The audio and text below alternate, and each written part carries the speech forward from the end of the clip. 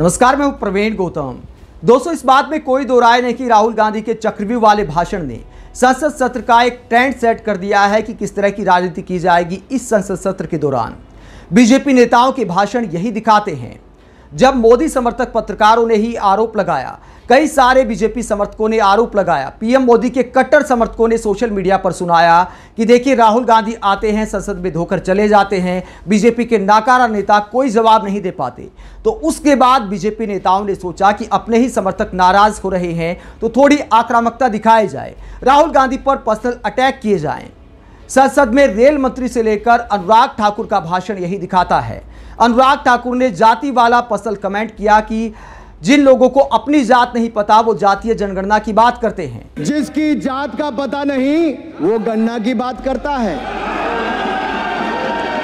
तो रेल मंत्री भी राहुल गांधी पर रील बनाने को लेकर कटाक्ष करते नजर आए। जो आज लोको पायलट्स के साथ सिंपैथी दिखा के रील्स बनाने में व्यस्त है, उन लोगों के समय में जीरो था। ऐसा है, केवल रील बनाने वाले लोग नहीं, हम मेहनत करने वाले लोग हैं, काम करने वाले लोग हैं। आपकी तरह रील बना के दिखाने वाले लोग नहीं, हम समझे ना।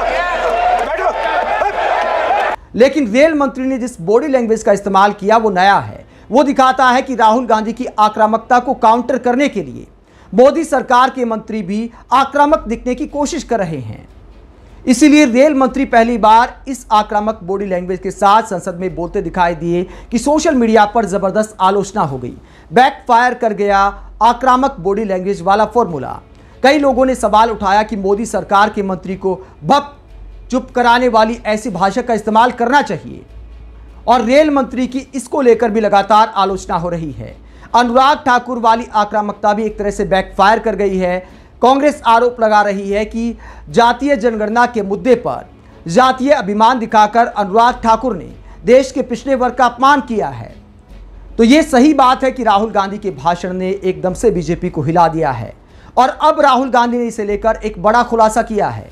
राहुल गांधी ने पोस्ट करते हुए कहा कि जैसा कि उम्मीद थी, 2 in 1 को मेरा चक्रव्यूह वाला भाषण पसंद नहीं आया, और अब ईडी के अंदर से मुझे जानकारी मिली है कि मेरे ऊपर जल्द छापेमारी हो सकती है। ईडी वालों, आपका स्वागत है, चाय और बिस्किट मेरी तरफ से।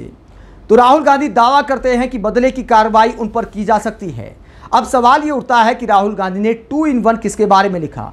बहुत सारे लोग सोचे होंगे पीएम मोदी और गृहमंत्री अमित शाह के बारे में लिखा होगा, लेकिन राहुल गांधी के चुनाव के भाषण हो या संसद के भाषण, उनके भाषण में जिस अंदाज से अडानी अंबानी पर उन्होंने बोला है, मुझे लगता है कि अडानी अंबानी पर यह लिखा है कि 2 in 1 को मेरा भाषण पसंद नहीं आया, और राहुल गांधी आरोप लगा रहे हैं कि उनके इशारे पर ही कार्रवाई की जाएगी ईडी के द्वारा। दोस्तों, अपने भाषणों में राहुल गांधी लगातार ये बोलते आए हैं कि पीएम मोदी और अमित शाह तो अडानी अंबानी के लिए काम करते हैं, असल में सरकार अडानी अंबानी चलाते हैं। संसद में भी लोकसभा अध्यक्ष के साथ उनकी बहस हो गई थी, और तब उन्होंने पूछा था कि अगर अडानी अंबानी नहीं बोल सकता तो क्या A1 या A2 बोल सकता हूं।